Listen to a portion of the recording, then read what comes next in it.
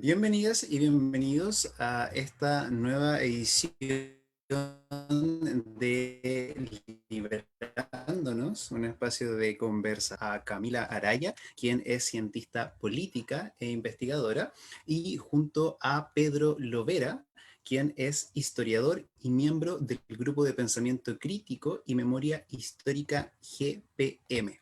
Nos acompaña también, como siempre, nuestro inseparable compañero José Pepe Candia. También les mandamos saludos y gracias ahí a Rodri, nuestro compañero que está en los controles, permitiendo que esta transmisión salga en vivo. ¿Cómo estás, Pepe, Pedro, Camila?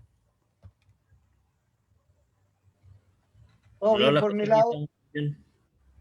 Un gusto estar aquí Bien, con bien, Camila y gracias. con Pedro. Ay, gracias por la invitación. Muchas gracias a ustedes por estar acá. Bueno, les contamos a quienes nos están viendo y nos están escuchando que hoy día nos convoca la presentación del libro llamado La Revuelta Chilena, Anticapitalismo, Izquierda y Movimientos Sociales, editado por Pehuen y que fue publicado en enero de este año. Vaya nombre, ¿no? Nos invita harto aquí la conversa hoy día. La reseña le damos un poquito para que ustedes conozcan de qué se trata este libro, cuáles son las temáticas que aborda. La reseña nos dice que se trata de un libro sobre todo para ser militado, no apto para indiferentes. Es una invitación a leerlo, socializarlo y recrearlo al calor del umbral histórico que se abrió en Chile a partir del 18 de octubre del 2019 y con la intención declarada de tomar partido, darle continuidad al proceso de radicalización política contra el modelo de explotación dominante. Esa es la reseña que nosotros entonces le podemos ir compartiendo del libro que nos convoca hoy día y que según lo que nosotros estuvimos leyendo, vamos a poder ir conversando ahí con Pedro y con Camila. Este libro parte con una provocación, ¿cierto? Una provocación elaborada por Marco Álvarez, que ustedes pueden encontrarla en este libro a modo de introducción. De hecho, la reseña que yo les leo, les acabo de leer, es parte, digamos, del texto elaborado por Marco y que su título de este texto es La revuelta permanente chilena, una apuesta por la razón estratégica, en donde nos señala que la crisis política estratégica de la izquierda transformada es un fenómeno global y en Chile se acentuó por las particularidades de su transición democrática, a través de un sistema de democracia procedimental institucionalizó la fórmula del duopolio político, asfixiando cualquier intento de proyecto que cuestionara las leyes de la normalidad neoliberal.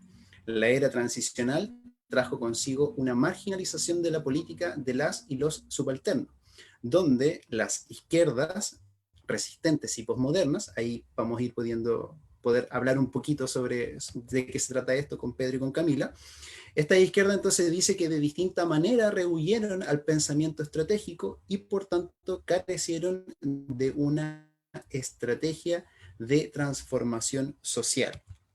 Camila, quien nos acompaña hoy día, elabora el texto llamado Juventud, Chispa de la Revuelta, y Pedro Lovera, por otra parte, su texto se denomina Crisis Orgánica, Hegemonía y Eclipse de la Razón Estratégica. Así entonces, vamos a estar conversando con Pedro y con Camila. Les invitamos hoy día a dejar todos sus saludos, comentarios, preguntas, dudas que tengan en la cajita de comentarios del Facebook Live y nos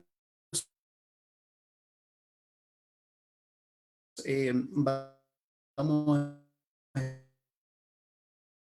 leyéndolo y haciéndole las consultas a quienes nos acompañan. En ese sentido, sabemos que este libro convoca a una amplia franja y diversa franja de la izquierda chilena. Entonces queremos saber, Pedro, Camila, cómo llegan a formar parte ustedes de esta publicación, ¿cierto? Dentro de esta diversidad de actores. Y cuáles son las posiciones políticas desde las cuales ustedes están escribiendo. ¿Queremos partir con Camila? Sí, hola chiquillos, ¿cómo están?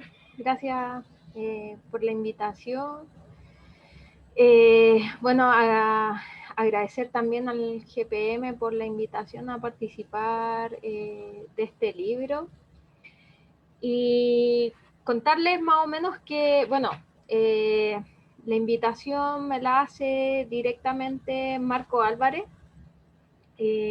porque yo hace un tiempo, bueno, desde que salí de la universidad y decidí como desembocarme, abocarme como en el campo laboral en la investigación. Comencé a hacer como trabajo sobre el movimiento estudiantil, principalmente intentando relevar la voz de las y los actores, pero no de cualquier actor, sino que precisamente de militantes o adherentes que pertenecían a una izquierda llamada más radical, pero que estos jóvenes, estos cabros, estos militantes adherentes se autodenominaban también desde una izquierda revolucionaria o marxista, por decirlo así. Desde ahí que intento abocar mis estudios principalmente como en conocer y relevar las voces de las experiencias de organización de ellos, lo cual me llevó a leer también algunos textos de Marco. Ahí, bueno, yo le solicité principalmente ayuda con algunas cuestiones más teóricas. Y ahí fuimos haciendo el nexo, tal vez leyó alguno de mis trabajos y bueno, me hizo esta invitación. Bueno, yo además también participo de un núcleo de investigación de juventud en la Chile, entonces como que permanentemente también voy problematizando sobre la participación de las juventudes. Aclarar sí de que, bueno, como que mi trabajo más empírico, por decirlo de algún modo igual, ha sido con relatos y voces de jóvenes estudiantes universitarios. O sea, creo que es importante igual recalcar sobre quiénes hablo, porque desde como los estudios de juventudes, por así decirlo, no existe una sola juventud, sino que existen juventudes que dependen mucho de cómo se van conformando también en esta estructura social, capitalista del Chile que hoy día es. Así que más o menos por ahí fue el nexo, y contar también que con toda la alegría también que me llevó como a escribir un ensayo también, fue por decirlo de alguna manera, un vómito de ideas que a uno también se le van ocurriendo en el momento, y lo ideal es poder ir profundizándolas en estas mismas instancias, con la misma gente también, con los mismos cabros, cabras, y eso, así llegué a este libro. Vale, Camila, muchas gracias. La misma pregunta entonces va para Pedro. Pedro es parte del GPM, ¿cierto? Entonces me parece que Marcos también, y desde allí se levanta esta iniciativa. Entonces, si tú nos podrías ahondar un poquito más en cómo se gesta entonces esta publicación. Eso, les voy a hablar un poco más de las tras bambalinas que tuvo el proceso del libro. Antes que todo, agradecer a usted el espacio de invitarnos a presentar este libro que fue construido a muchas voces con una problemática común, ya hablaré de eso, pero siempre se agradece que radios comunitarias, populares, que están al servicio de las ideas transformadoras y revolucionarias, abran el espacio a nosotros también para poder hablar un poquito de nuestro trabajo. Y en segundo lugar, también no quiero dejar pasar la oportunidad. Ayer falleció un militante del MIR, histórico, el Reta, conocido el Reta Grande, Luis Reta Maljara, que quisiera dedicar unas pequeñas palabritas, las palabras que voy a decir hoy día a su memoria, un gran militante encargado de la estructura nacional del MIR en algún momento, así que para él mis saludos, para su familia también las condolencias, así como sus compañeros y compañeras.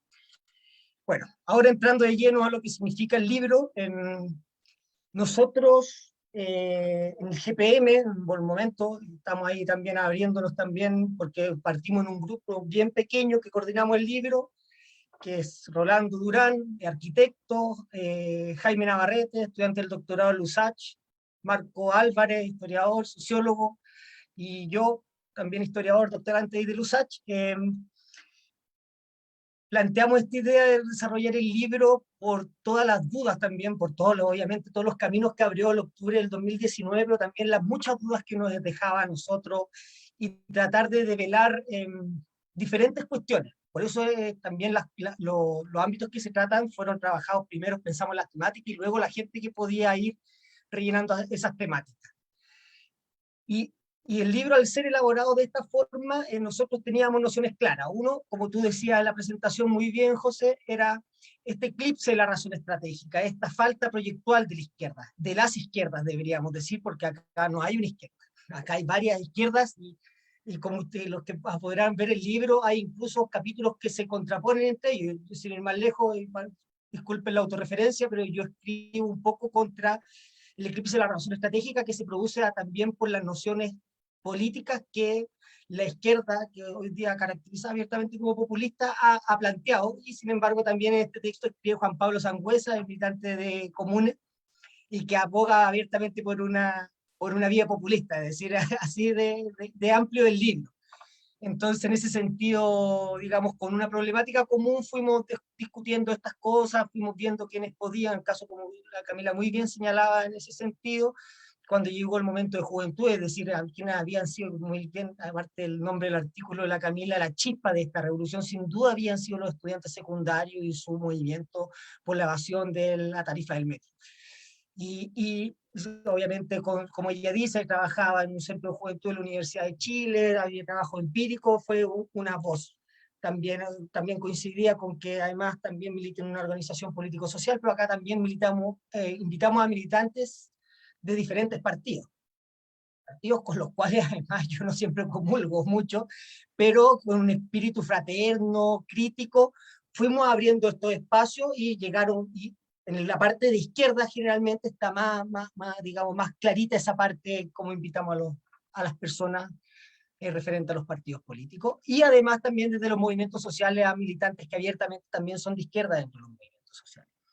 Digo esto porque, como ustedes muy bien señalaban en el libro Estrategia Izquierda y Movimientos Sociales, y cuando usted nos preguntaba un poco de dónde nos situamos, bueno, al carecer de una orgánica política de donde nosotros militamos, es muy difícil decir, sí, claro, somos de izquierda revolucionaria, ese es nuestro pensamiento, apostamos por la radicalidad también del movimiento y de la lucha contra el neoliberalismo, y obviamente ese es nuestro sitio, ¿ya? Esa es la estrategia, ese es el hogar de donde nace el libro. Sin embargo, las izquierdas convocadas, yo no podría hablar a nombre de todas, y esa es la intención, digamos. Cuando más adelante tal vez entremos en aquellos nudos de la revuelta, como el pacto, por ejemplo, yo la verdad es que matizaría un poco si es que todos apostamos además por la radicalización política para, digamos, elaborar un proyecto que sea alternativo al hegemónico que es el capitalista neoliberal. Así que por ahí fue digamos, las coordenadas de donde nació el libro, con esta preocupación común, y luego, como les dijimos, fuimos haciendo discusiones. Esto es bien importante porque el libro, igual como tiene un hilo común, nosotros le enviamos a los y a las autoras el capítulo de Marcos, que va a ser la introducción previamente. Entonces ahí había un marco común en el cual discutir. Y eso, digamos, le da la unidad al libro. y obviamente se podían, digamos, uno correr un poquito más para acá, un poquito más para allá, los márgenes, digamos, los márgenes en ese sentido eran flexibles, pero había una reflexión que nosotros aspirábamos también que realizaran los y las autoras y autores a partir de la problemática que nosotros también le estábamos entregando, y así, digamos, fue la gestación tras bambalinas de este libro. Vale, Pedro, ¿nos podrías puntualizar un poquito más los temas, digamos, que aborda en modo general este libro, más allá, digamos, de las publicaciones de Camila y tuya que nos están acompañando hoy día, para, digamos, que la gente se haga la idea de qué más se puede encontrar, digamos, en este libro? Ya. Bueno, para nosotros, así estaba con el micrófono abierto. Pero el libro está separado en dos grandes partes: anticapitalismo y movimientos sociales, donde hay artículos, por ejemplo, como el de Camila, pero también hay otro sobre este que se llama El derecho a la revuelta es de todos, incluso los discapacitados, que escribe Jorge Ramírez, un militante del Partido Comunista, pero que además se encuentra en situación de discapacidad, que escribe un libro. Fue muy importante, no sé si recuerdan, durante octubre, la marcha que hicieron las personas en situación de discapacidad. Bueno, para nosotros también tenían toda una reflexión de, además, obviamente, ampliar el movimiento. Entonces, uno, digamos, eso es los ejemplos. Otro, para un horizonte leninista libertario, Jaime, también de parte del GPM, que escribe cómo realizar, digamos, un nuevo partido político de nuevo tipo que combine un poco la horizontalidad que plantean hoy día los movimientos más libertarios, pero también con la perspectiva estratégica y táctica que tenía también la construcción de un partido leninista, un artículo sin duda que yo recomiendo encarecidamente. Otro de feminismos populares para una apuesta programática de emancipación colectiva, de Yanina Zagal. También, digamos, obviamente el movimiento feminista no podía quedar fuera de este libro, además por todo el protagonismo que había tenido solo la revuelta, sino yo diría en los últimos por lo menos 10 años de nuestra historia ha estado en el centro de la palestra. Y eso para nombrar algunos, para no dar la lata de nombrarlos todos. Y en la parte de izquierdas, ya, digamos, la gente estaba hablando a nombre de su organización, y ahí podemos encontrar, por ejemplo, a la militante del partido Fuerza Comunes de Camila Monsanto, que es Feminismos Constituyentes, el que le nombraba anteriormente, un artículo también súper interesante de Juan Pablo Sangüesa, militante del Partido Comunes, que se llama La Vía Chilena al Populismo. Es un nombre que, digamos, además por toda la carga histórica que tiene esto de la vía chilena, muy, muy bien puesto. También de parte de una militante de izquierda libertaria por la ruptura democrática y el movimiento constituyente, de Camila Guayo. Es decir, yo digo que sin las pretensiones obviamente de coparlo todo, fue un libro que desde la izquierda por lo menos se trató de ocupar de los temas que nosotros considerábamos más relevantes. Hay también individualidades que también aportan al libro, como el caso bien conocido del Sergio Cañuqueo, que habla también del pueblo de nación mapuche, y también todo en el contexto también de la revuelta.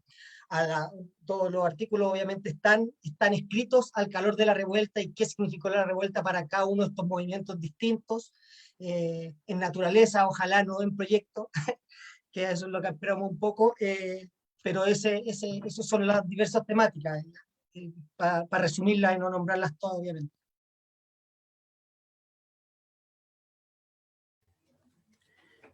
Bueno, que respecto a digamos, la introducción nos colocan en el contexto de una crisis político-estratégica de la izquierda, pues, eso, digamos, de las izquierdas.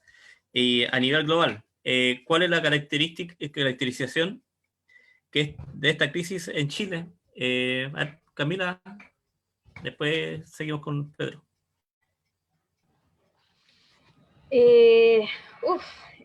Una pregunta súper amplia. A veces siento que igual es difícil de responder porque tiene muchos matices y no sé por dónde desarrollarla. Como para vincularla un poco igual, como con lo que yo he realizado como con este trabajo con los jóvenes, con juventudes, me voy a colgar como desde ahí, para que después ahí Pedro pueda darle el chance más al texto en general, que que es como el más encargado para poder plantearlo. Bueno, partir diciendo lo típico, la lectura histórica, la caída de los socialismos reales, el fin en Chile, el fin de la dictadura, que en verdad vino a desarticular, a romper todo tejido social, todo tipo de organización político-social, a través de sus dispositivos de la fuerza, pero también de sus dispositivos ideológicos que transforman toda una cultura. ¿Ya? Y ese es el contexto con lo que nos encontramos en el retorno de la democracia, una crisis de la cultura política en términos generales que evidentemente afecta mucho a la izquierda, ¿cierto? Y en ese contexto también vemos cómo se van construyendo las juventudes en cuanto a su rol como sujetos políticos, ¿cierto? Ahí, por ejemplo, hubo un gran paradigma que durante los 90, incluso trabajado hasta el 2006, donde se catalogaba a las juventudes de que no estaban ni ahí, que poco menos no les importaba nada, ¿cierto? Generación que tal vez crece con esa identidad que le vienen a imponer desde afuera, ¿cierto? Y resulta que no era así, pues el punto de organización también se va movilizando, o sea, no, también hay una crisis como en cuanto a una cuestión como estratégica, esta noción del poder se empieza a difuminar, se empieza a ver como a criminalizar poco menos, en cuanto a la forma de hacer política, cómo hacemos política sin disputar el poder, por ejemplo. Donde también surgen como las nuevas nociones, no, existen nuevas formas de hacer política, lo transmutamos a los territorios, a las organizaciones sociales, a la transversalidad, a la horizontalidad, por ejemplo, a una cuestión más asamblearia, que sin duda es genial porque también es importante que la política se vaya transformando, o sea, por algo estamos donde estamos, porque también existe una necesidad de cambiar las formas de hacer política, pero tampoco bajo una romantización de que no necesitemos el poder, por ejemplo. Y desde ahí, bueno, están todas las experiencias, ese es el contexto más o menos con que nos encontramos en los años, en la década de los 90, ¿cierto?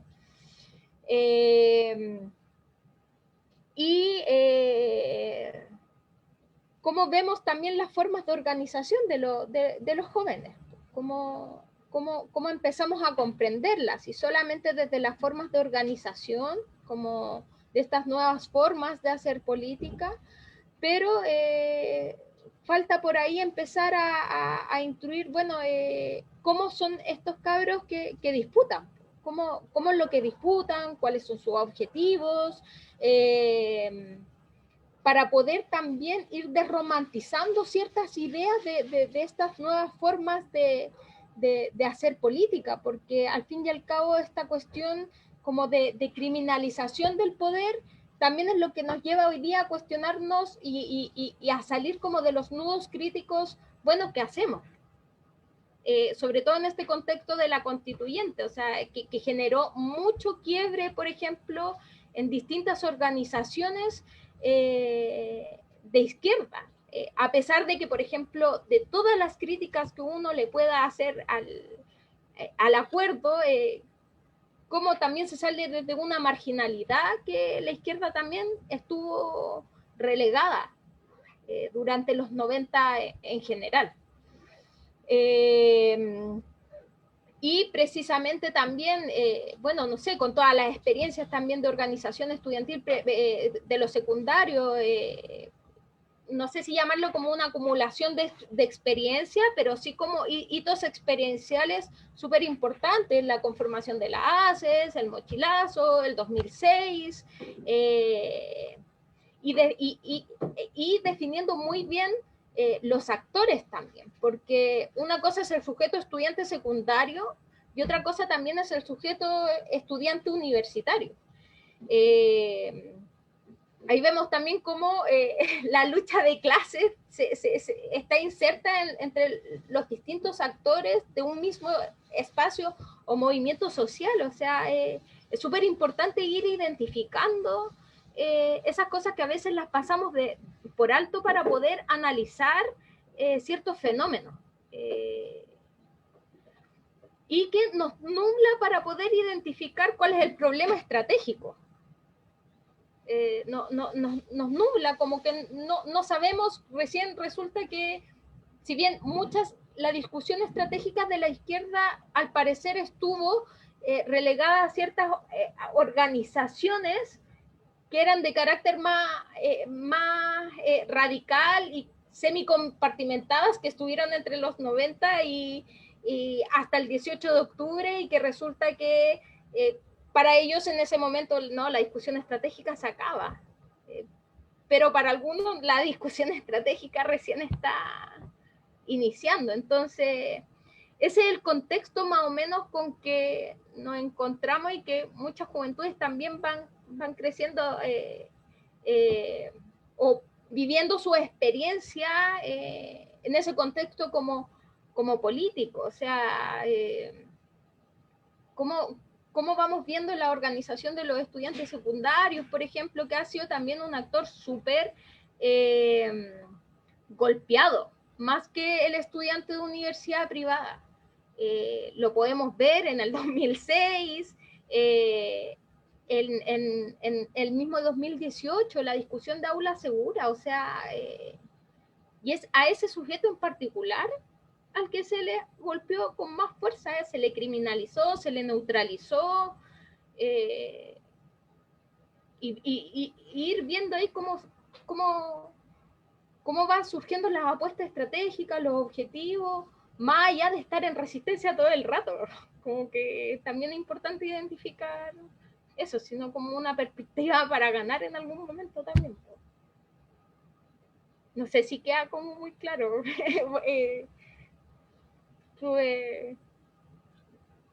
No, bien, bien. ¿Y Pedro? ¿Cómo ves tú?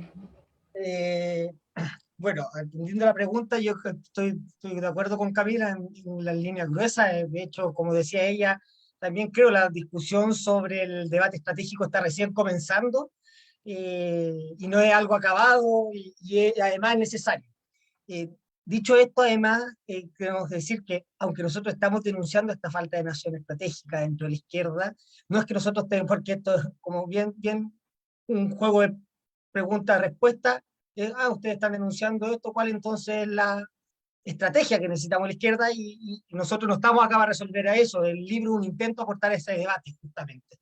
Porque además yo no creo en soluciones individuales, sino en la conformación de problemáticas que se resuelven colectivamente, ojalá en algún momento en alguna organización mayor, pero justamente va por ahí la cuestión.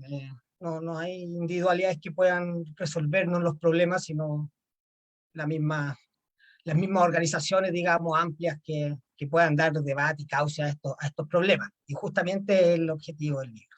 Ahora, atendiendo aquí, por qué esto, voy a revisar el apunte, de cuál es la característica de esta crisis. Yo creo que la Camila partió muy bien al caso chileno, que es lo que un poco había pasado con la caída de los socialismos reales, con además la crisis de la izquierda en los años 90, que para quienes todavía no situamos también en esas coordenadas, es bien terrible. Hoy día justamente se va a discutir sobre uno de los aparatos que se tendieron a desarticular a la izquierda armada durante los 90, como fue la oficina, etcétera.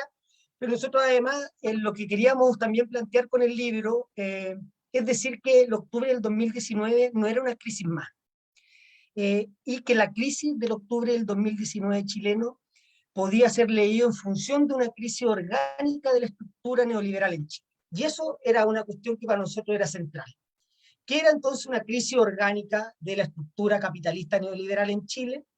Y ahí, esto no, digamos, no lo escondemos, lo citamos frecuentemente en el libro. Nosotros cuando comenzamos las discusiones entre el GPM al interior, bastante reducido en un primer momento, partimos sin duda con tal vez uno, yo creo, los analistas más fructíferos de las crisis en la izquierda marxista por lo menos, y que era Gramsci.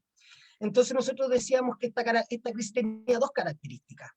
La primera característica es que los grupos, no sé si ya llamarlos dirigentes, porque Gramsci le entrega la cualidad de ser dirigente a alguien que es capaz de dirigir intelectual y moralmente la sociedad chilena. Yo creo que la clase dirigente chilena perdió esa potestad y ahora está dominando a través de la coerción. Por lo tanto, la clase dominante, para decirlo con todas sus letras, había perdido la capacidad hegemónica de dirigir la sociedad chilena, intelectual y moralmente, como decía Gramsci. Pero además, esta crisis, que por supuesto habría panoramas nuevos, nuevos surcos, nuevos caminos, también se contestaba con que no había una contraparte que fuera capaz de asumir un nuevo proyecto histórico que proponerle a la sociedad chilena. Y era ahí también un núcleo central de la gran crisis estratégica, en que, como lo decía Gramsci, hecho, que lo viejo no quiere morir, la vieja clase dominante que obviamente se resiste y defiende con uñas, dientes, metralletas, balas, más bien dicho, sus privilegios de clase. Y esta gran masa, aunque a algunos les suena un poco peyorativo masa, digo, para este gran cúmulo de gente que estamos en la otra vereda y que no somos capaces, o no hemos tenido aún la capacidad, más bien dicho, de articularnos y proponer un nuevo proyecto histórico también para las capas populares y para el pueblo de Chile en general. Entonces, esa yo creo que es más o menos la caracterización que nosotros hacíamos ampliamente de cuál es la crisis que estamos viviendo. Era bien, como decía, voy a recalcar esto, era bien importante decir, octubre del 2019 no era solamente una crisis política, un reventón, un estallido histórico. Era un suceso que si es leído en una temporalidad mayor, posible rastrear como la caracterización ya de una crisis general más grande de la estructura, digamos, capitalista en Chile. Muchas gracias, Camila, Pedro. Ahí pasábamos entonces con la primera pregunta, ¿cierto? Esta caracterización que pueden hacer, digamos, de esta crisis estratégica de la izquierda, que es, digamos, el tema central o al menos el hilo conductor que atraviesa todas las publicaciones de este libro, ¿cierto? Camila, te quisiéramos preguntar, ya que tú específicamente, digamos, tu texto se llama, ¿cierto? La juventud, la chispa, digamos, ¿cierto? Que encendió la revuelta. Esta crisis, digamos, que bien contextualizaban y caracterizaban recién. ¿Cómo se va expresando en la revuelta o durante la revuelta en las distintas organizaciones que van formándose desde la juventud? Tú abordas el caso, digamos, de la primera línea en particular, ¿cierto? Y el uso, digamos, de la violencia política y de la autodefensa. Pero también encuentras ciertos déficits, digamos, pese, digamos, a esta espontaneidad masiva, que también se enmarcan dentro de esta crisis estratégica. Entonces, si nos podrías abordar un poquito esta temática que tú bien desarrollas ahí en tu texto. Sí, ya. Primero, igual debo reconocer que a ratos me da un poco de pudor hablar en el sentido de esto es una apreciación personal, puedo estar súper equivocada, no quiero pasar a llevar ni a los actores involucrados, ni a nada. O sea, en ese sentido igual soy respetuosa con las distintas experiencias que han surgido. Ahora, para partir como la argumentación, si bien ahí en el ensayo no lo mencioné, no lo desarrollé, El problema de la espontaneidad es porque en verdad también la izquierda o las izquierdas no han, en esta gran gama de las izquierdas, porque es muy fragmentada, no se ha logrado poder consolidar un proyecto común, un programa que pueda ser defendido y que le haga sentido también a la gente el poder estar organizada desde una estructura orgánica, por así decirlo. Que desde esas experiencias, desde una experiencia como desde una estructura orgánica, sea rígida, sea flexible, sea como sea, puede brindar mayor experiencia en la puesta en escena de las protestas, ¿ya? Que eso es súper importante porque si bien no quiero desmerecer la espontaneidad porque al fin y al cabo es reflejo de una realidad, o sea, la realidad de un proceso de despolitización que a la gente, bajo dispositivos ideológicos, que a la gente no le hace sentido organizarse bajo una estructura orgánica, también bajo factores de temporalidad, de mujeres trabajadoras, de trabajadores que trabajan muchas horas y no les va a dar tiempo para organizarse, o sea, hay múltiples factores que pueden explicar esos fenómenos, ¿cierto? O esa situación en particular.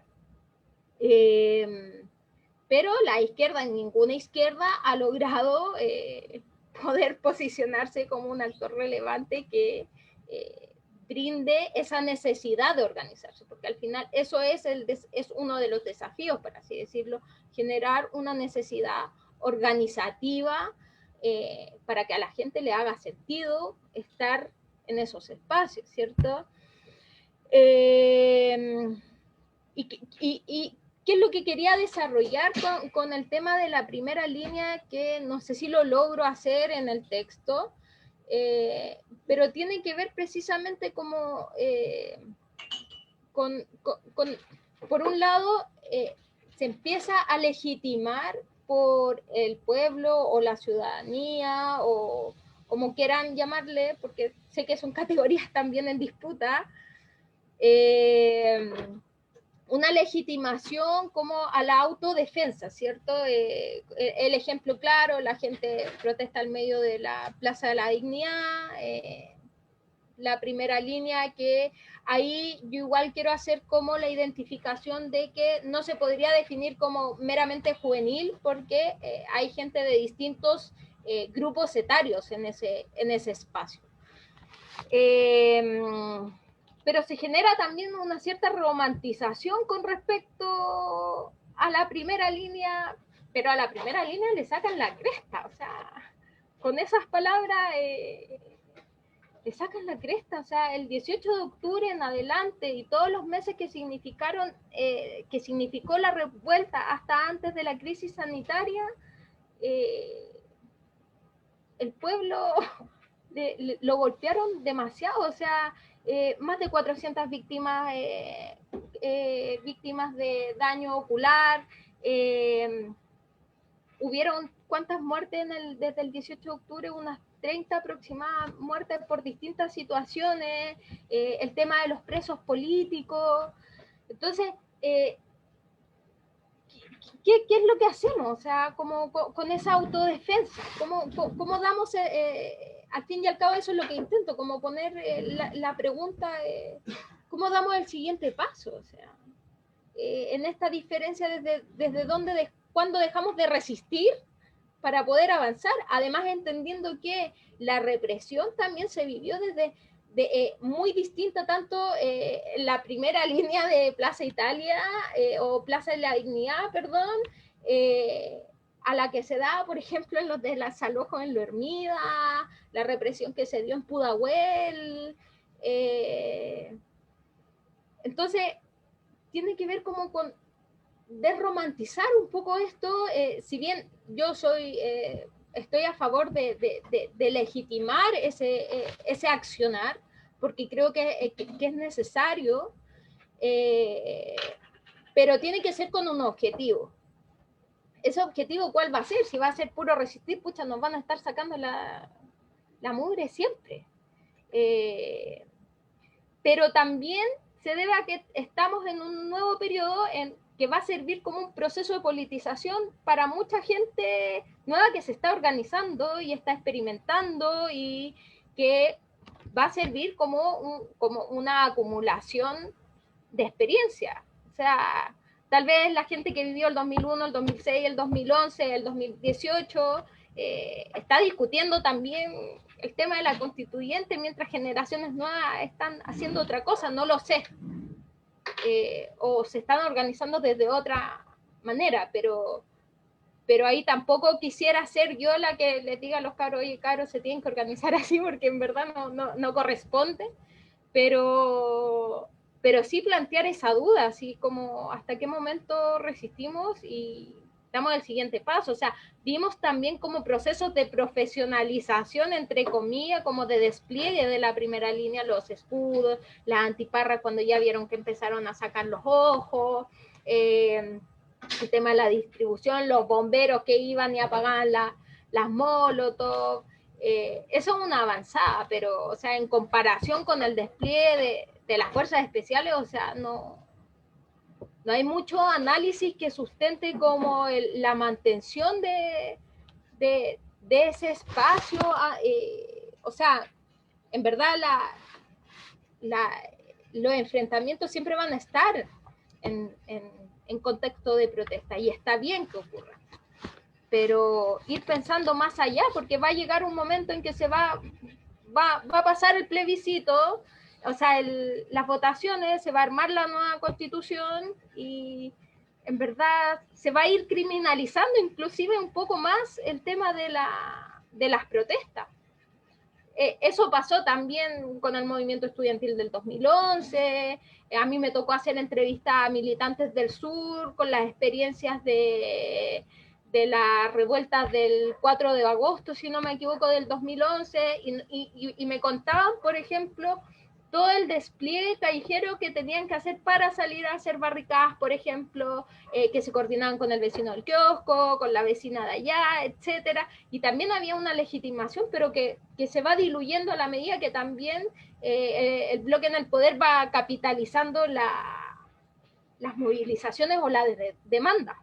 ¿Por qué? Porque tampoco hay un programa que pueda abordar esas demandas o disputarlas desde una perspectiva transformadora. Entonces, yo creo que así se va expresando como la crisis en esta cuestión, como la inorganicidad, o sea, o la necesidad de darle orgánica, de darle una proyección a triunfar, como eso. La izquierda también, o sea, como ha sido ha vivido mucho como del lamento, no le cuesta ganar, le cuesta vivir victoria, entonces creo que es momento también de ir pensando en eso, como de las victorias que necesitamos tener. Gracias, Camila. Nos están llegando algunos comentarios y saludos al Facebook Live, así que voy a leerlos, ¿ya?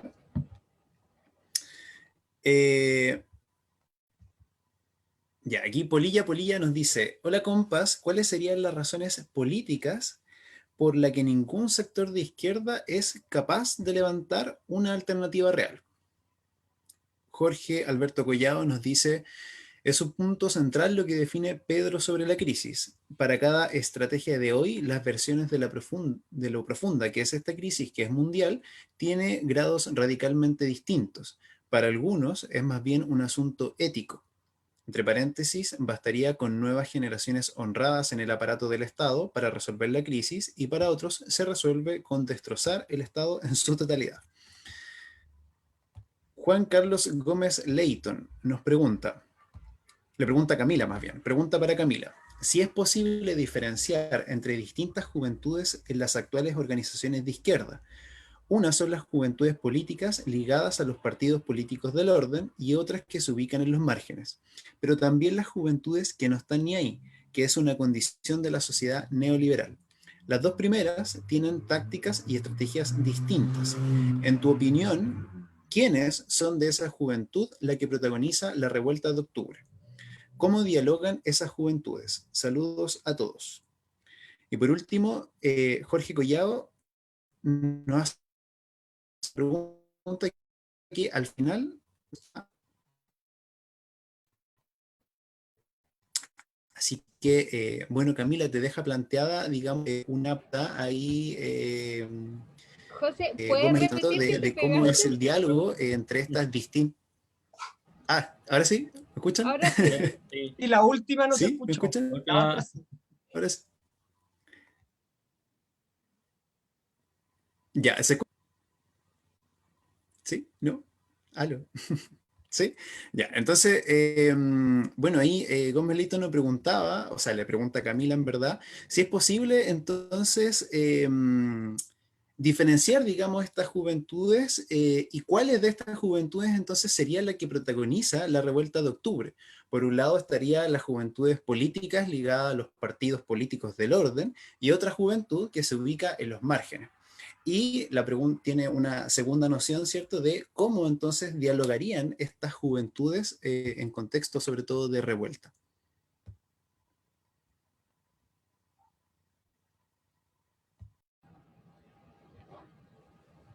Y había otra ¿Cómo? pregunta. ¿Cómo se adquiere el libro? Pregunta Jorge Collado. ¿Cómo lo pueden adquirir? ¿Si algún Esa, teléfono? al final la Sí, respondemos, yo creo, sí, por y final yo creo que sí, pero vamos con queda. la pregunta.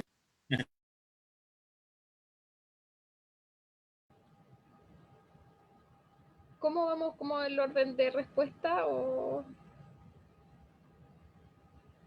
Dale, Camila, tú con la pregunta que te planteaba ahí como directamente Gómez Leighton a propósito de cómo veías tú, digamos, esta interacción entre una juventud parte de los partidos políticos del orden y una juventud, digamos, desde los márgenes. ¿Cuál es la que protagoniza, digamos, la revuelta y cómo dialogan entre ellas? Eh, ya, primero, sí, sí, sí se puede hacer esa diferenciación.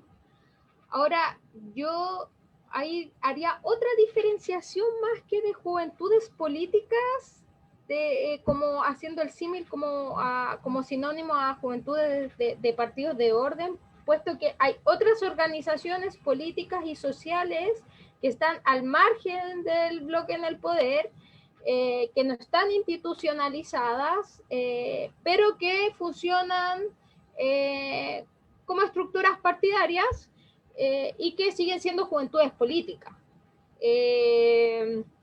Entonces, como que no sé si haría como esa diferenciación de juventudes políticas y de juventudes al margen, sino como que vislumbraría primero desde qué organizaciones, por ejemplo, estaría hablando. O sea, si hablo, por ejemplo, de las juventudes del PS, en verdad voy a estar hablando de juventudes políticas de un partido del orden, pero también puedo hablar de juventudes políticas de la organización, no sé, de quién es la misma Radio Popular La Revuelta, por ejemplo. No haría esa diferenciación.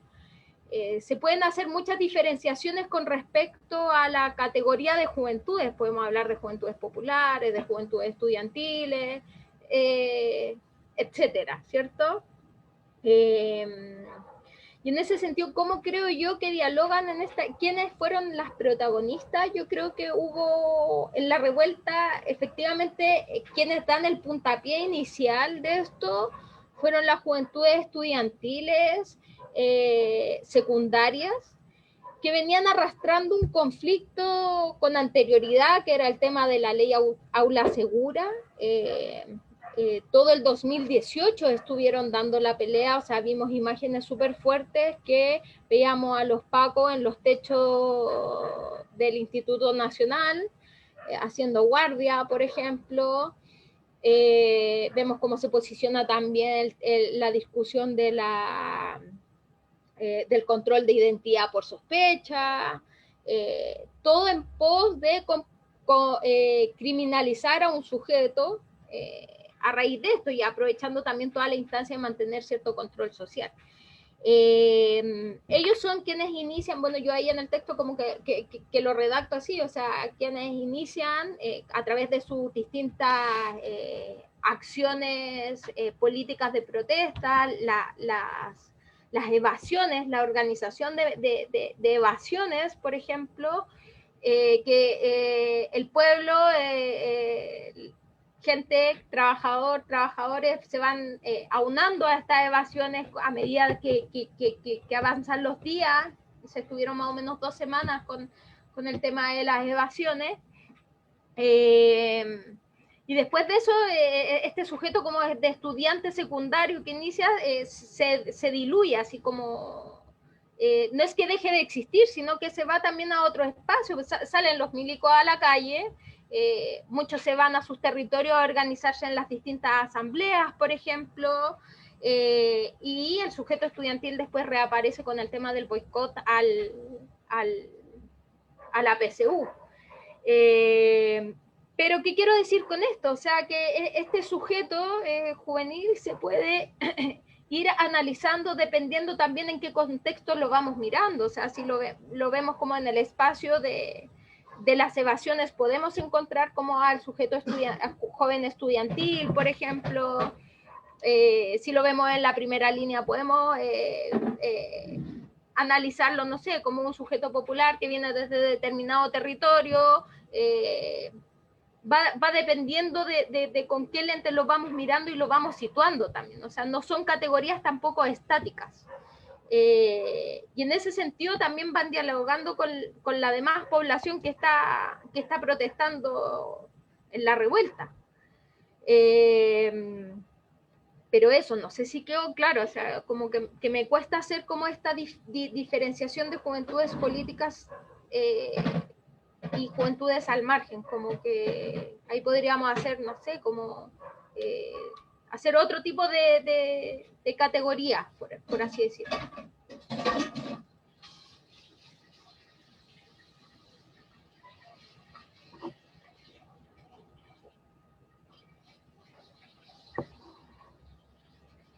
¿Me escuché?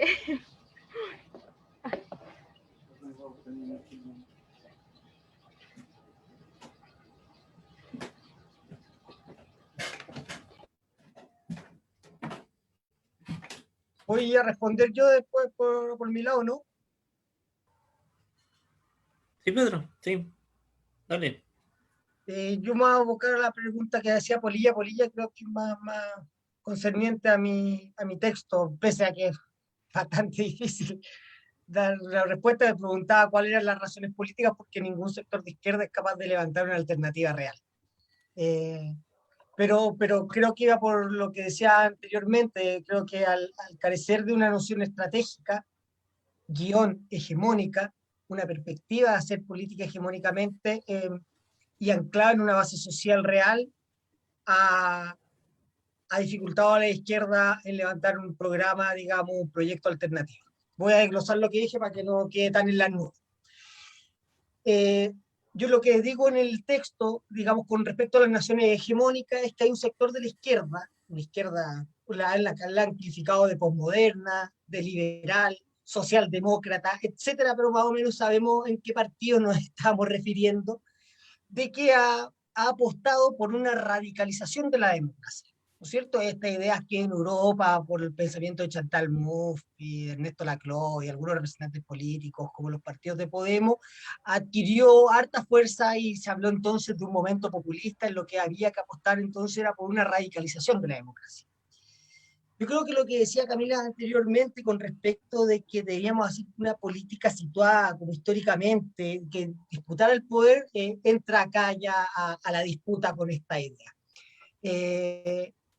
Me parece un poco problemático que haya una izquierda en Chile que plantee que la posibilidad de una radicalización de la democracia sea una idea pertinente para solucionar los problemas que vive el Chile popular. En Chile se intentó un esfuerzo enorme, novedoso, único en la historia mundial de una radicalización de la democracia bajo las normas de la democracia. Y terminó con un golpe de Estado, con 3.000 muertos, con más de 50.000 torturados, otros tantos desaparecidos, es decir, plantear una radicalización de la democracia en un contexto de democracia en América Latina. No hay que situarse con las discusiones con las que hablaba Marx en el siglo XIX para el caso europeo. Hay que situar la discusión histórica históricamente en el contexto en que nosotros nos situamos, y por lo tanto, y tiene un poco que ver con lo que decía Camila, con la discusión que hay en torno a la violencia, pero no solamente la violencia popular que podemos ejercer. Yo creo que la premisa bajo las cuales se levantaron las izquierdas revolucionarias en el siglo XX, o las izquierdas rupturistas, como se denominan desde la academia, sigue plenamente vigente, y es que las clases dirigentes o dominantes en América Latina y en el mundo, podríamos decir, no renuncian a su poder de forma pacífica. Y eso no quiere decir que tengamos que mañana organizar un ejército armado paralelo al pueblo que vaya a derrotar a los milicos, porque esa cuestión, por poder material, digamos, no tiene ningún sustento y es más un voladero de luces que cualquier otra cosa, pero sí tiene que ver con poner nuevamente el rol de las Fuerzas Armadas y a dar esa discusión política. No por nada en el año 72 se apeló a introducir un cisma clasista en las Fuerzas Armadas, agitando el derecho a voto a los soldados, ¿ya?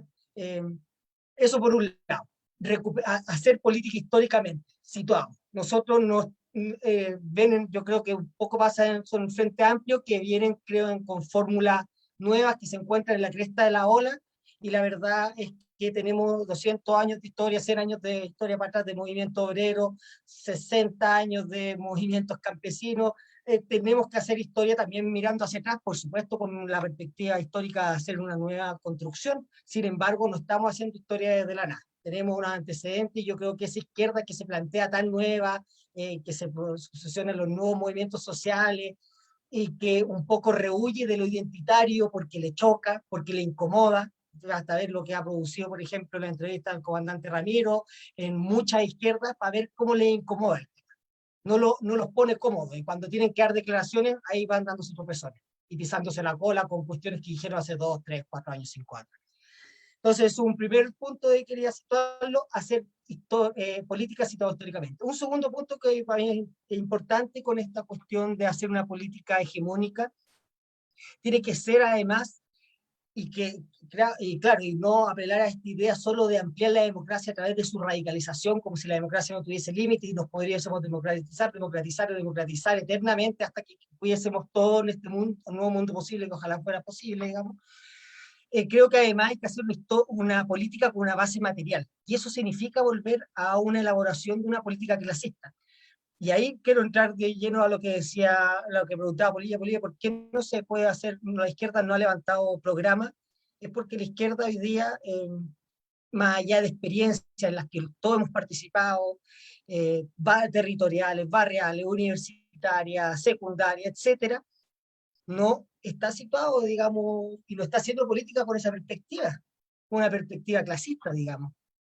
Y entonces los sectores más liberales de la izquierda lo que apelan es a esta suma de equivalencias de distintas contradicciones que en un momento se puedan enfocar contra lo que ellos llaman la oligarquía. Y yo me pregunto, ¿el movimiento No Más TAC es una suma de equivalencias frente a las demandas del movimiento feminista? ¿O el movimiento Más TAC además responde a otra naturaleza completamente antipopular que no tiene nada que ver con las demandas populares? ¿Cómo entonces esta suma de equivalencia puede dar causa a una política concreta? Yo creo que ahí va un poquito lo que yo decía con el que esta izquierda hace una política sin una base clasista, porque además no reconocen que la hegemonía se levanta sobre un sustento material real, ¿ya? Y cuando yo creo que la izquierda reconozca eso, y obviamente hagamos, porque ahí también nos tenemos que incluir todos, porque esto no es un problema de unos cuantos, sino un problema de todos y todas, volver a hacernos carnes dentro del movimiento popular, apostar por la reconstrucción, porque para mí la reconstrucción del movimiento popular, es decir, partidos de izquierda, movimientos sociales, es un aspecto estratégico de la izquierda. Creo que podremos comenzar a discutir nuevamente esa discusión tan fructífera en los 60 en la izquierda, que se denominaban las vías, cuáles las distintas vías de acceso al socialismo, y tener una discusión estratégica, digamos, algo más elevada. Pero antes de eso me parece que va a ser muy difícil que podamos hacer una política que haga sentido cuando claramente no se está avanzando en ese sentido, me imagino. Y ya creo que lo vamos a discutir más adelante, pero el 15 de noviembre fue fue eso, digamos, para mí. Cuando la izquierda se estaba y cuando los movimientos sociales y cuando el nuevo movimiento de trabajadores y trabajadoras se estaba organizando clasistamente, llegó esta izquierda más liberal y desde arriba le puso digamos, un tapón a esta efervescencia que venía de abajo. Sí, justo, digamos, íbamos a tocar también eso de hacer la pregunta respecto a cómo interpretaron, digamos, dos casos, digamos, de acontecimientos, de tanto el primero la huelga general del 12 de noviembre y después el acuerdo del 15 de noviembre, que es justo que está ahí tocando. Claro, y algo también que me gustaría plantear, que para que no se escape, digamos, en ese análisis, también cómo evalúan ustedes, digamos, los intentos de dirigir desde algún punto de vista el movimiento social durante la revuelta. Tenemos ahí el caso paradigmático, ¿cierto?, de unidad social, que también juega, digamos, un rol, sobre todo en el 12, quizás no tanto en el 15, pero va, digamos, es un actor más que se va moviendo en este escenario.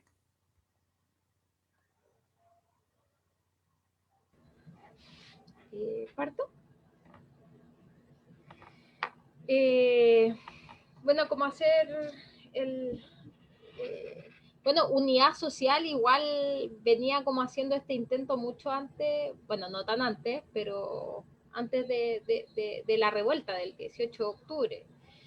Me acuerdo haber participado también como en una pequeña coordinación de protesta para el 5 de septiembre, que se había llamado tal, involucrar a la coordinadora No Más FP,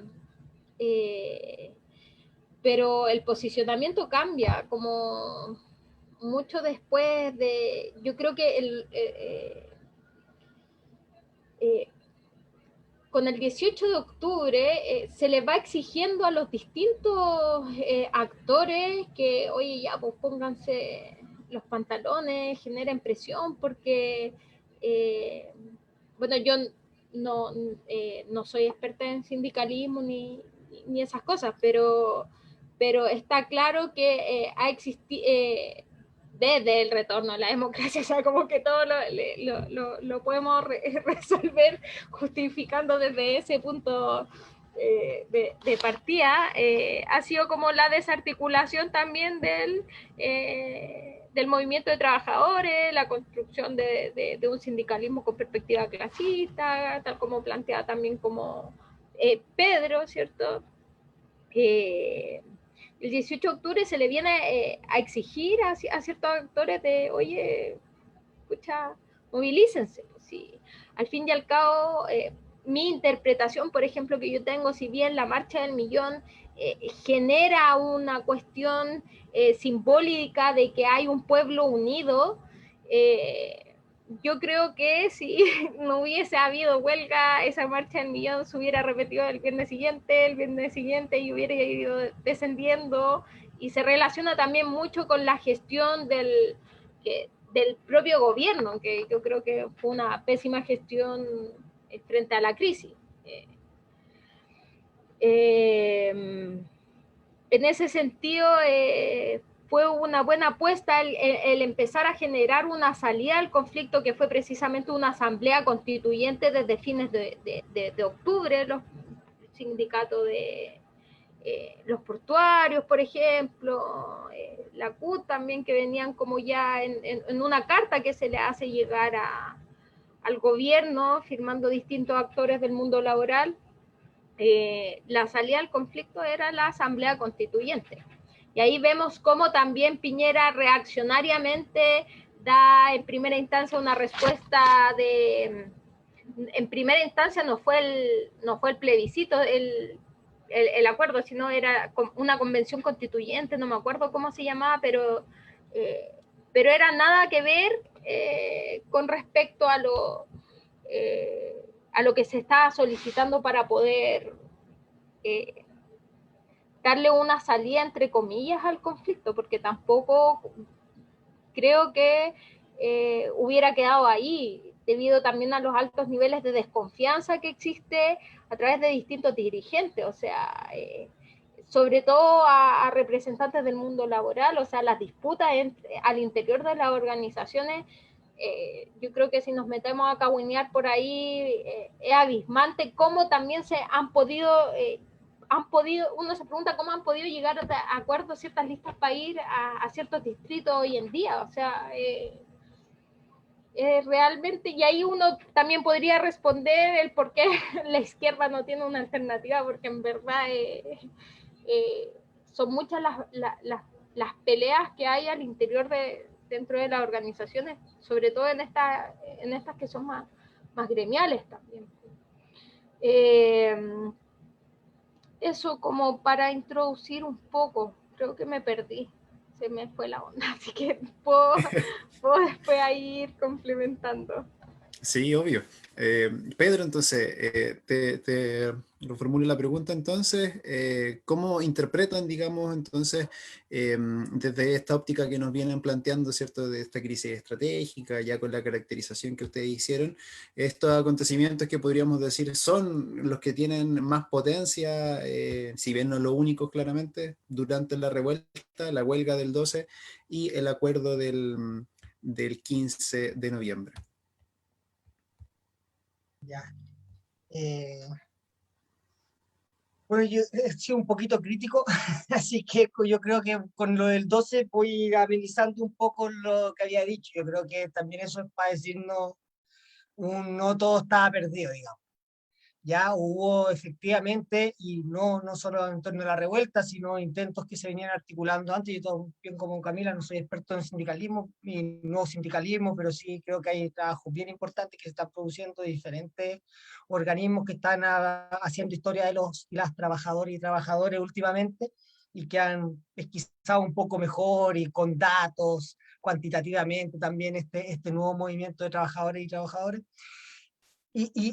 Pero llegó un momento bien vertiginoso, yo creo, durante el 12 de noviembre, a tal nivel que la paralización que se vio en los espacios laborales era inédita para el proceso transicional chileno, con una movilización bien amplia de los trabajadores informales, sobre todo que los trabajadores y trabajadoras que priman en nuestro modelo productivo primario exportador cuasi bananero. Así que ese movimiento yo creo que representó también un punto álgido en la historia, en nuestra historia reciente en cuanto a un proceso de articulación.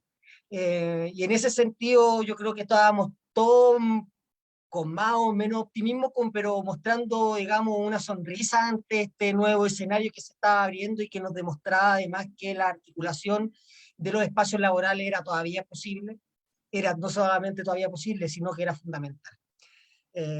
Y en ese sentido, el 12 de noviembre, yo creo que a todos nos arrancó una sonrisa al ver este nuevo movimiento resurgiendo. Sin embargo, el 15 de noviembre viene a ser, digamos, como yo decía, una bofetada a este proceso de articulación, porque un proceso de articulación que efectivamente lo que hizo fue poner a la élite en una situación bastante difícil, y yo diría que con harto temor. Yo ya lo venía diciendo, la élite, la clase dominante ya no estaba dirigiendo mediante los métodos consensuales, y nuevamente lo que hacen esta vez de una forma, yo creo que, para decirlo, bastante penosa, arrastrando a la ala izquierda de esta izquierda que había entrado a renovar la política, la imbuyeron en la lógica de los pactos transicionales. ¿Qué eran los pactos transicionales? Básicamente como lo que se dio en el movimiento estudiantil del 2006, había sucedido un poco también con el 2011, es que el acuerdo de aquellos actores políticos formales, es decir, aquellos que utilizan el aparato estatal para desplegar su política, poniéndose de acuerdo, podían descomprimir los movimientos sociales, los movimientos políticos que se articulaban desde abajo. Yo creo que esa fue la lógica que hay detrás del acuerdo del 15 de noviembre. Como decía, lo penoso de eso es que el Frente Amplio, por ejemplo, por decir una colectividad, no se haya arrestado en masa y haya acudido a esta firma del acuerdo diciendo que ellos no eran parte de este nuevo pacto transicional, que es el pacto transicional, ¿no es cierto?, como le llamaban, era solo parte del duopolio. Sin embargo, parece que envejecieron un poco aceleradamente y rápidamente se metieron a este pacto social. Incluso esto yo encuentro ya acá casi patético, que una persona lo haya hecho no a nombre de su partido, sino a nombre de su individualidad, ¿no es cierto? Y hoy día está proclamado candidato, presidente de ese mismo partido que además quebró con esa acción. O sea, la verdad es que los esfuerzos colectivos, no sé hasta qué punto son compatibles con ese tipo de lógicas, ¿ya? Pero digamos, para mí el 15 de noviembre eso es lo que significa una rearticulación de la política transicional para descomprimir el movimiento social desde abajo. Con objetivos, digamos, o sea, con resultados, yo creo que los resultados son más ambiguos. El movimiento no decayó, creo que un impulso bastante potente se lo inyectó el movimiento feminista con el despliegue político de las tesis, digamos, ahí hay todo, digamos, un resurgimiento, un recopamiento de las calles, además, como decía la Camila antes, la represión no bajó con ello, y la crisis de gobernabilidad, la crisis de Estado y la crisis orgánica seguía existiendo, digamos, y yo creo que en un momento estaba un poco más pesimista, pero creo que en razón de que se la pueda resolver la Asamblea Constituyente, esta Convención Constituyente, no, tal vez pueda, digamos, mermar un poco este impulso, pero yo creo que las problemáticas más latentes van a seguir ahí. ¿Por qué? Porque obviamente este acuerdo constituyente, del que yo tampoco creía que había que restarse del todo, desconocerlo, quedarse en su posición purista y ver cómo pasa la historia por al lado. Sin embargo, hay que tener también la claridad política, como lo denunciaban muchos sectores, de que es un acuerdo político de hecho por estas mismas fuerzas de la élite que se sentaron ese día 15 de noviembre entre gallo y medianoche, ahí además en un lugar bastante simbólico, el ex Congreso Nacional, es decir, hasta en lo simbólico esto representaba el pacto transicional, y le dieron forma, digamos, y de ahí que las limitantes que estamos viendo ahora de participación de los independientes, de los respetos que hay que tener de los pactos que Chile ha hecho, o sea, de los tratados de libre comercio que ha firmado, y de una y otra limitante que vamos viendo para la participación popular real. Y en ese sentido, el 15 de noviembre viene a ser una bofetada a esta articulación que se expresó en el 12 de noviembre, pero que yo creo que no ha cesado, digamos. No hay que ser también tan pesimista en ese sentido, que se sigue produciendo y esperamos que los procesos de articulación se vayan reforzando en ese sentido. Sí, como para agregar y jugar un poquito como a la bola de cristal, también ahí como lo que plantea Pablo, como agregar precisamente este accionar de una sola individualidad a la firma, vino a reoxigenar igual de cierto modo un gobierno que estaba a punto de caerse y que pudo haber sido esa caída de ese gobierno, de un gobierno asesino que estaba sacándolo de los ojos a su pueblo, no se cayera. Pudo haber sido un triunfo del movimiento popular,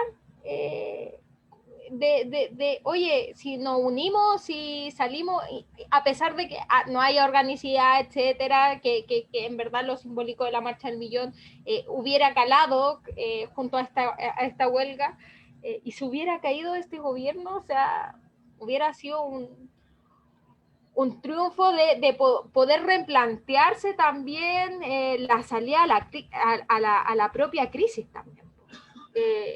Que no hubiera sido a través de este pacto, y que también nos deja preguntarnos, bueno, empecemos a ver la política desde una perspectiva realista, pues, ¿qué es lo que negociaron?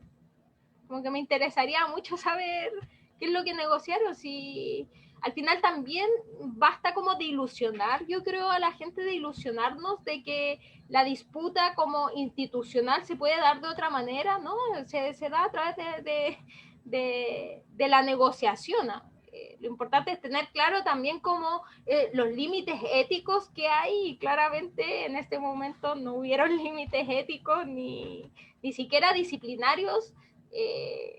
Si estáis representando, si eres representante de un partido político, o sea, no sé, como que deja esa sensación como, bueno, quiero saber qué es lo que negociaron.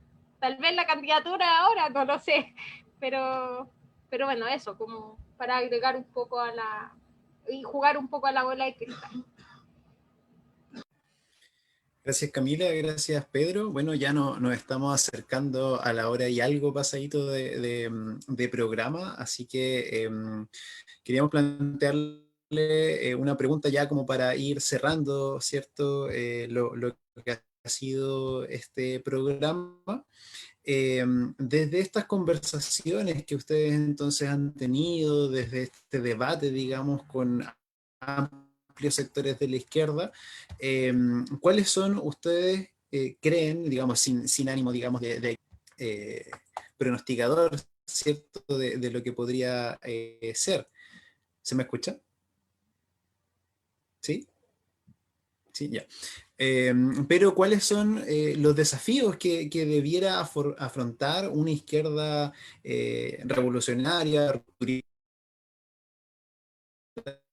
¿cierto?, para superar o al menos comenzar a superar esta crisis estratégica que ustedes muy bien han descrito el día de hoy, en la cual nos encontramos. ¿Pedro?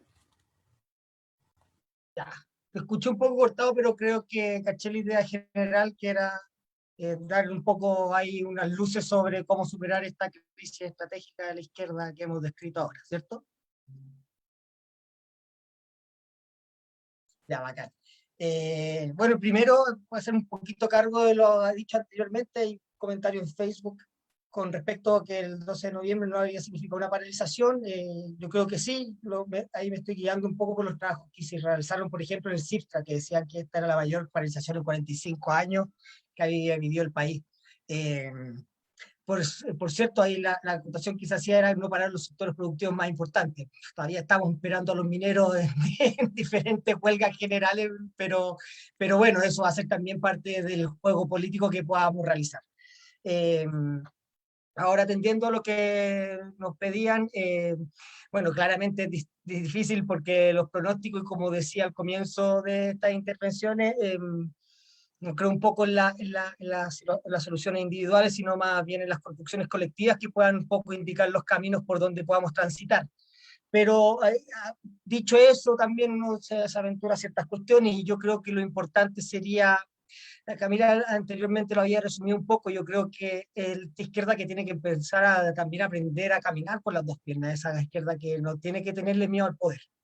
¿Ya? Y en ese sentido tiene que todavía apuntar por la concepción estratégica de una construcción de poder, de una izquierda que tenga vocación de poder. Eh, si será la manera del siglo XX, seguramente no será el cielo por asalto, pero sin embargo hay que retomar ese debate, porque ese cambiar el mundo sin tomar el poder, a mí también, como Camila lo decía anteriormente, me parece bien problemático. Pero además una izquierda que también que sepa pisar fuerte la institucionalidad, pero que no por eso salga de los movimientos sociales. Es decir, yo como lo decía anteriormente, para mí la reconstrucción del movimiento popular chileno no pasa no solamente por una cuestión táctica, sino además estratégica. La izquierda, a diferencia de la derecha, yo creo que tiene que convocar a un programa de grandes mayorías. Y esa construcción que ha venido siendo, yo no la desconozco, por eso hay conocimiento acumulado, hay experiencia acumulada ahí. Por ejemplo, trabajos de escuelas de educación popular en diferentes barrios y poblas, el trabajo que han realizado los secundarios, como decía la Camila, por ejemplo, el evento de la formación de la ACE, si no me equivoco, por el año 2001. La rearticulación del movimiento universitario, tanto en las universidades privadas como públicas, de los CFT, de los institutos profesionales, también el nuevo tema de la vivienda, un tema que se nos ha pasado un poco, pero que los compañeros con respecto al tema de la agua lo han puesto nuevamente sobre la palestra, sobre los temas de agua, sobre lo que pasa con nuestros pueblos originarios, el conflicto que tiene el Estado con nuestros pueblos originarios. La izquierda, digamos, tiene que estar en todas esas peleas, y yo creo que por ahí va un poco la articulación que vamos a poder, pero como decía yo, también construyendo en base a un anclaje material real, ¿ya? Y no diciendo solamente alcanza con esta radicalización de la democracia, y por lo tanto no nos alcanza solo acceder a este puesto parlamentario, y seguramente el día de mañana ni siquiera nos alcance con asumir la presidencia del país por parte de algún sector de izquierda o progresista, ¿ya? Porque la izquierda sin un sustento material y digamos, de pueblo real, no tiene ninguna posibilidad, digamos, de triunfar. Y yo, como Camila lo decía anteriormente, y yo creo que esta es una cuestión que también le rescataba, que lo decía el Ramiro en una serie de entrevistas que le hicieron en algún momento, eh, hay que cambiar la mentalidad también que tenemos la izquierda también de esto, como Enzo Traverso llamaba, esta nostalgia de izquierda también. Sí, vivimos también de eso, los tenemos que hacer parte de nuestra historia, pero también tenemos que crear una nueva mentalidad ganadora, y eso además de repente pasa por formar nuevos partidos o rearticular varios partidos. No sé, hay la fórmula, digamos, más problemática porque estamos pasado por eso, creo, hemos pasado por esos procesos y salimos medio trasquilados, pero ahí, no menguar en esa tarea y seguir dándole para adelante. Sí, yo como para no redundar en lo que planteaba Pedro, tal vez como agregar dos cosas que tienen que ver con una cuestión de forma, de hacer política, súper importante al momento de construir una estrategia, porque también te va a permitir tener límites éticos y morales, ya sea en una estructura, como estructura orgánica y como militante disciplinado, como cuadro, como se le quiera llamar. Y lo saco a colación precisamente como a esta salida de carro del individuo firmante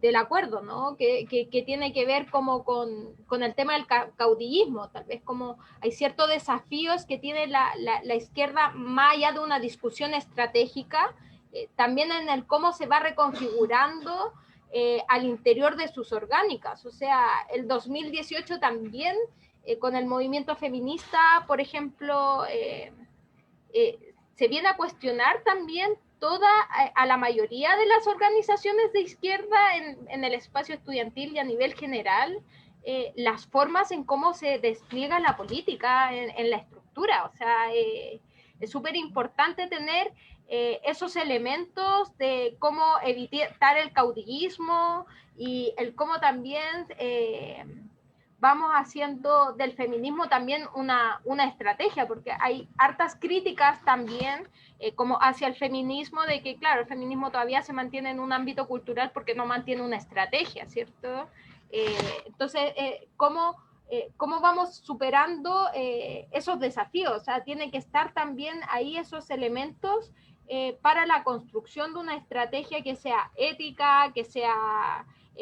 ética me refiero como al comportamiento de la estructura y de los individuos que componen esa estructura, o sea, para evitar como salidas de carro como la que ocurrió en este referente en el acuerdo. O sea, hay que tenerlo presente.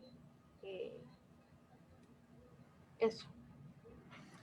Gracias Camila, gracias Pedro. Les voy a leer unos comentarios que nos llegaron aquí al final por respeto a los y las compañeras ahí que nos van escribiendo antes de que pasemos a cerrar ya.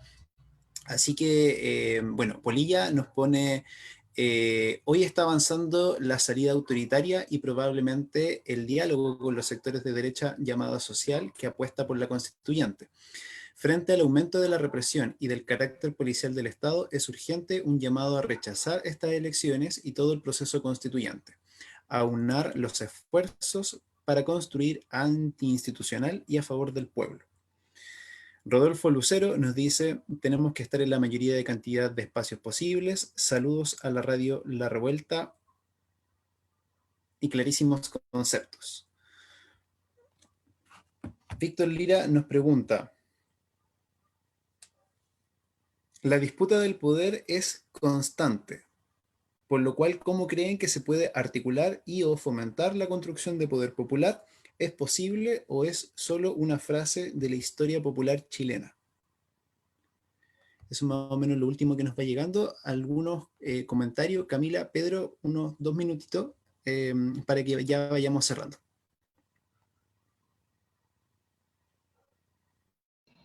Le doy. Es complejo frente como al primer comentario. creo que me quedo con el comentario que venía abajo de estar como en todos los frentes políticos disputando.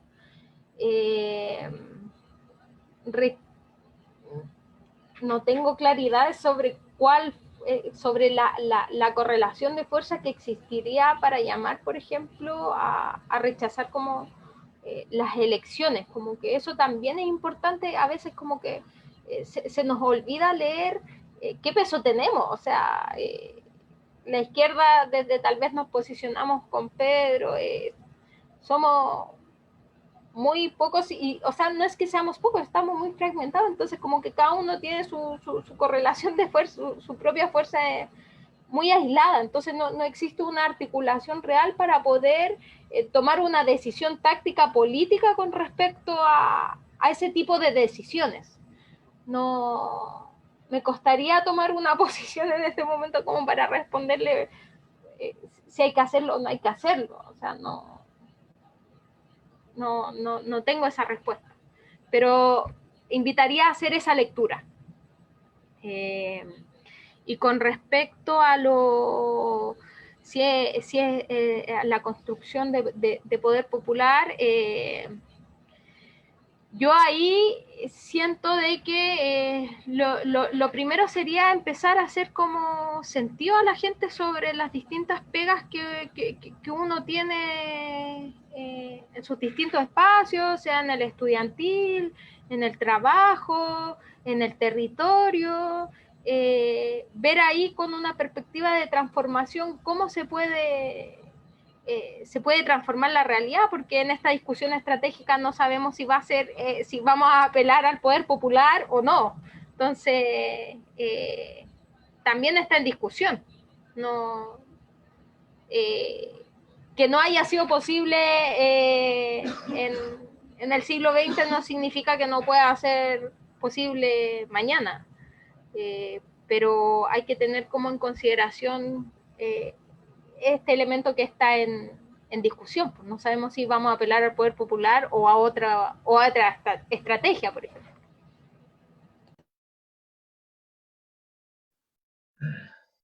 Bueno, no voy a redundar lo que dijo Camila, yo estoy más o menos de acuerdo con ella. Voy a también referirme a esto de la construcción del poder popular. Yo creo que el poder popular fue una política concreta en un momento concreto de la historia, pero como también estoy por ahí, no por eso también, porque no haya funcionado, no puede funcionar. Yo creo que hay discusiones que tenemos que dar en la izquierda, si en la toma del poder, en la construcción de un nuevo poder, en la combinación de estrategias, lo que nos pueda, digamos, llevar a una consecución de un programa distinto para Chile, quiero abiertamente que todavía optamos por llamar socialismo a la sociedad nueva que queremos. Creo que tenemos que dar esas discusiones.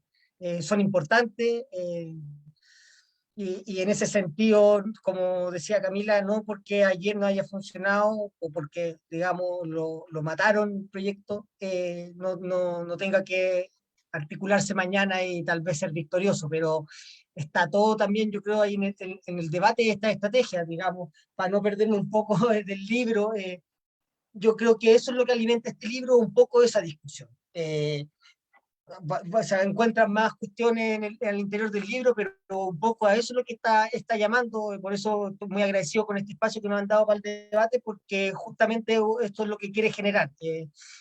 Debatir de nuevo estratégicamente la izquierda, yo creo que nos puede traer réditos y frutos mañana importantes, porque si seguimos un poco en la laguna transicional, en el pantano transicional, no veo mayores salidas y seguramente se van a seguir imponiendo los 15 de noviembre en ese sentido.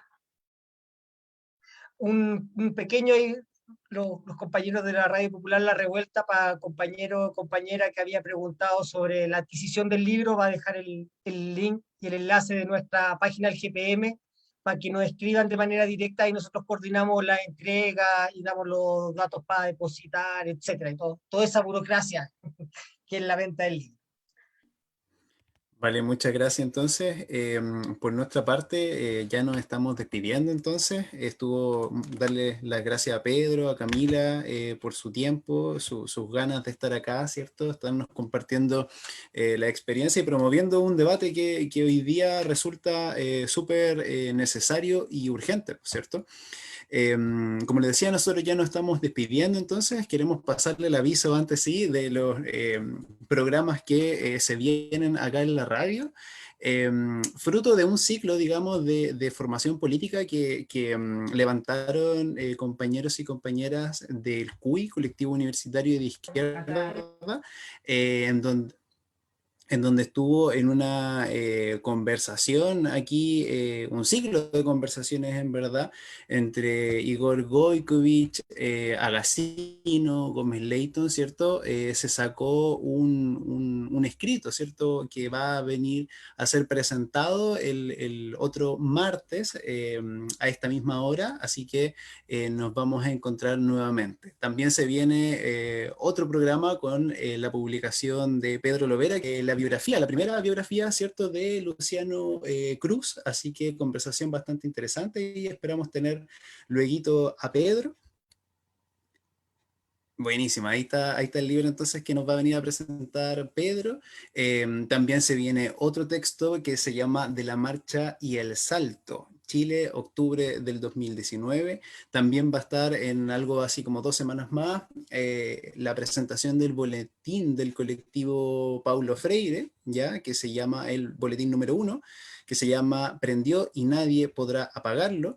Y también recordarles que ahí DJ No está lanzando un nuevo programa que se llama Tejiendo Rebeldías, dando a conocer y ahí conversando un poquito con las concejalías populares que se están levantando. Así que muchas gracias nuevamente a quienes nos escucharon, a quienes nos vieron, a Pedro, a Camila, a Pepe, ¿cierto? Aquí nuestro compañero en la locución, al Rodri que está detrás de pantalla y manejando los controles. Así que los dejamos. Muchas gracias por habernos escuchado. También va a quedar rodando ahora para que lo escuchen un momento, un comunicado, ¿cierto? Que se saca a partir de un nuevo referente político que se está intentando levantar este año, ¿cierto? Desde la ciudad de Concepción a partir de la violencia política que está arrasando, ¿cierto? Desde el régimen de Piñera a los sectores populares. Así que los dejamos con eso para que lo escuchen. Muchas gracias. Esto fue Radio Popular La Revuelta. Hasta que la dignidad se haga costumbre. Chao, chao.